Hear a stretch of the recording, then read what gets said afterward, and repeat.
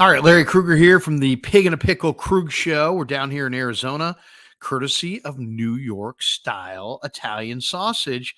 And today we're doing a 49er video. And the headline today is the 49ers have been awarded 7 compensatory picks for this upcoming NFL draft.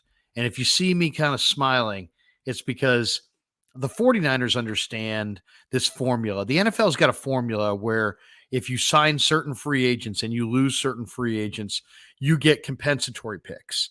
They also have compensatory picks now tied to minority coaching hires. So the 49ers were awarded 3 third-round compensatory picks on Thursday afternoon, thanks to Robert Saleh, Martin Mayhew, Mike McDaniel, D'Amico Ryans, and Rand Carthon, all receiving head coaching and general manager jobs around the NFL. So the Niners now get pick number 99, pick number 101, pick number 102, pick number 173 in round 5, pick number 216 in round 6, pick number 253 and 255 in round 7, for losing players in free agency as well. DJ Jones went to the Broncos. Arden Key left in free agency, went to the Jaguars. Raheem Mostert left in free agency. He went to the Dolphins. And then Laken Tomlinson left the 49ers and went to the Jets in free agency. So the Niners have figured out this formula of how to lose players in free agency and make sure that you gain compensatory picks so you can replenish your roster. And not surprisingly, they have been awarded a ton of compensatory picks in recent years, and they have one of the deepest rosters in all of football. So here's a look at all of the picks the Niners have in the 2023 draft. In the third round, they picked 99, 101, and 102. They don't have a pick in the first round. They don't have a pick in the second round. They don't have a pick in the fourth round. In the fifth round, they have pick number 157, 167, and 173. In the sixth round, they have pick number 216. And then in the seventh round, they have 4 picks. Pick number 224, 249, 253, and 255. So, there's, as far as this, if Jimmy Garoppolo and Mike McGlinchey sign deals in free agency, there's a very good likelihood the 49ers will have 2 very high compensatory picks in next year's draft, the 2024 NFL draft. So, that's interesting. Don't forget, they also have Samson Ebukam and Charles Omenihu as free agents. And, those guys could also leave in free agency this year, and the 49ers would be awarded compensatory selections potentially for losing Ebukam and Omenihu. Then you also have to remember the 49ers just hired Steve Wilks as their defensive coordinator. And if Wilks, who a lot of people feel deserves another head coaching job, if he winds up getting another head coaching job, the 49ers will be awarded another compensatory pick. So overall, the Niners have 11 picks. Now, what do you do with 11 picks when you're one of the deepest rosters in the NFL? Well, let's go through the needs. I think there's a very good chance the 49ers need at least one quarterback. Okay, they need at least one quarterback. I think you always draft a running back or after the draft. Running back's always a need. Why? Because when you run out of quarterbacks and you run out of running backs, you're done.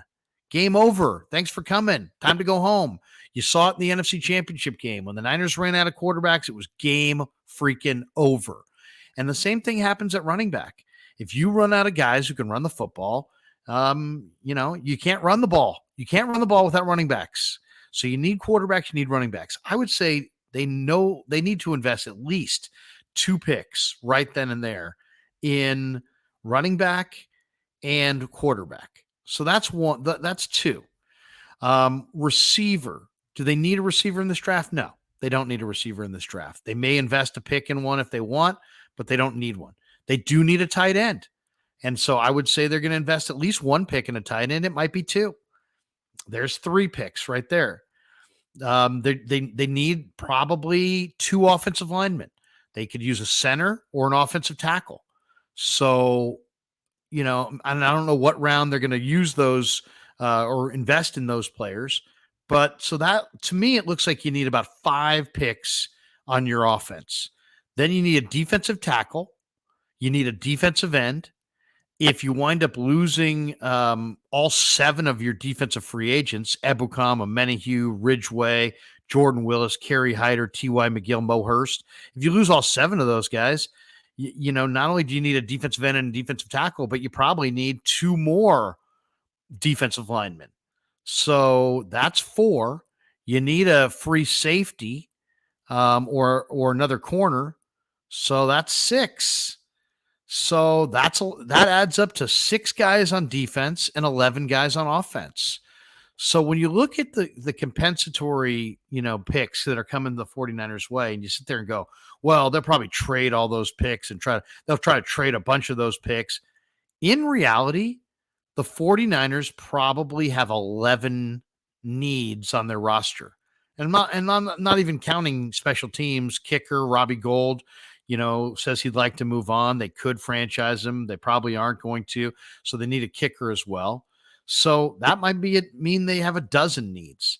And even though the 49ers have a deep roster, if they're going to replenish their roster and have a championship caliber club, they're going to need to invest a number of picks and hit in the draft. And so I'm saying they need 5 or 6 draft picks on the offensive side of the ball. They need 5 or 6 draft picks on the defensive side of the ball, and they may need to invest a pick and a kicker. So we're talking about 11 or 12 draft choices, and that's about where they're sitting. So you know what? To me, and I don't know how everybody's a little different. I always look at free agency as something that you do in addition to the draft. You build your team in the draft. That's where you build your football team.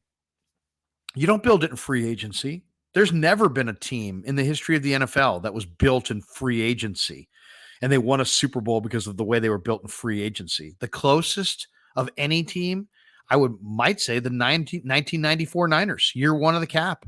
Ricky Jackson, Richard Dent, Deion Sanders, Gary Plummer, Ken Norton, Charles Mann, and others. Now, the 49ers, under Carmen policy in the 94 season, loaded up. Year 1 of free agency, they just said, every veteran pass rusher, come here for less. Deion, you come here for $1 million. They needed to improve their linebacking core. They stole Ken Norton away from the Cowboys. They brought Gary Plummer back to the Bay Area after his career in San Diego with the Chargers. They invested heavily in the free agent market, and they won it all. But go check the numbers. It literally has not happened since.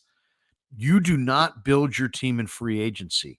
You may add to that talent base by adding a free agent here or there, but I think John Lynch kind of showed that what the Niners did in 2022 is the way you build. You target 1 or 2 top-tier free agents that you want to invest money in, and you go aggressively pursue them in free agency. You go get one guy. Last year it was Charvarius Ward, Mooney Ward. They needed a big corner. They went out and they got a premier free agent in Charvarius Ward, and he helped them dramatically this year. And then what else? How the Niners rest of the offseason went? Well, what did they sign? They signed Ray McLeod and George Odom and Oren Burks. So they added 3 guys on special teams. And then their big signing, though, of course, was Charvarius Ward. And then what did they do in the draft? Well, they didn't have a first-round pick. But they still wound up with an incredibly deep rookie class of about 14 contributing rookies or useful rookies, because they had a great draft. They landed Brock Purdy with the final pick in the draft, and then they had a phenomenal undrafted free agent class. And the 49ers have 14 rookies, or had 14 rookies this year on their roster. It was a tremendous job in the draft. So to me, that's the plan. That's the plan once again with these compensatory picks. Target 1 or 2 guys in free agency that you love, go sign them. And then, let your free agents walk and go replace them in the draft. And if you can draft and have get some momentum going in your draft process, you can have a young, vibrant, athletic football team with burgeoning stars everywhere you look. If you do it this way, you're not going to hit. Nobody hits 100% in the draft. You're going to hit, you're going to miss. But that's all the more reason I love the way they're going about it with all these compensatory picks. Let's say you make 10, 12 picks. Let's say you miss on 2 or 3.